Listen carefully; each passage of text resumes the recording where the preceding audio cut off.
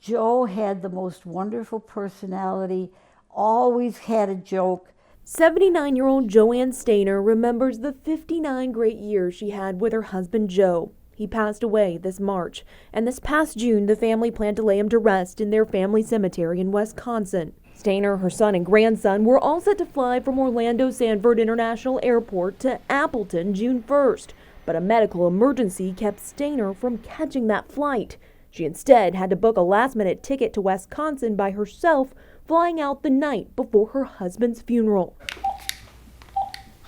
Stainer admits she's not the most tech-savvy, so she called 411 to direct her to Allegiant Airlines. Stainer says she spoke to a man who said he worked for Allegiant. And so he says, I can take care of that for you. Allegiant's website shows the round-trip flight cost roughly $50 to $200. The man Stainer spoke to originally said that round-trip flight would be $988, and it would be even higher because she was flying to her husband's funeral. The man even sent her what looks to be an Allegiant boarding pass with a confirmation code. Fast forward to June 3rd. Stainer gave Allegiant's ticket counter that code, and they printed her an actual boarding pass. She checked her bags, and Allegiant attendant even wheeled her through TSA. She was just waiting at the gate. But then everyone else boarded except for her. I said, why can't I go on the flight? I've got a ticket.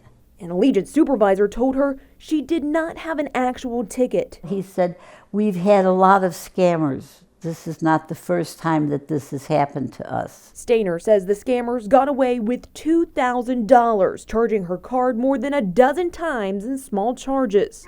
This is flight reservation. How can I help? 9 Investigates called the number Stainer used to book that fraudulent ticket. The person originally claimed to work with a travel agency in New York. The supervisor of their so-called agency wouldn't say the company's name unless we said who the passenger was. I don't think to answer this question you have to have the passenger's name. And then I'll not answer you anything, ma'am. Stainer's heartbreaking story also raises other questions, like how she was able to make it all the way to the gate with a fake ticket. Allegiant confirmed with 9 Investigates their system did not flag Stainer's ticket until after she left the ticket counter. TSA says Stainer got through because the airline gave her a legitimate boarding pass. Allegiant said typically their team would have caught a fraudulent ticket before then, but Stainer's ticket was purchased too close to departure.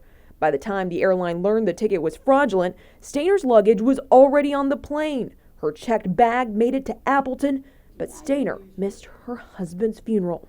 But I was so intent on I'm going to be there to watch him be put in the ground. I owe him that. Allegiant Airline says this scam has grown throughout the pandemic. They recommend booking directly through the airline so you avoid being scammed. The Better Business Bureau says before you book, do a quick internet search to verify that the website you're using and the phone number you're dialing is actually the airline. Reporting in Sanford, Florida, I'm Ashlyn Webb.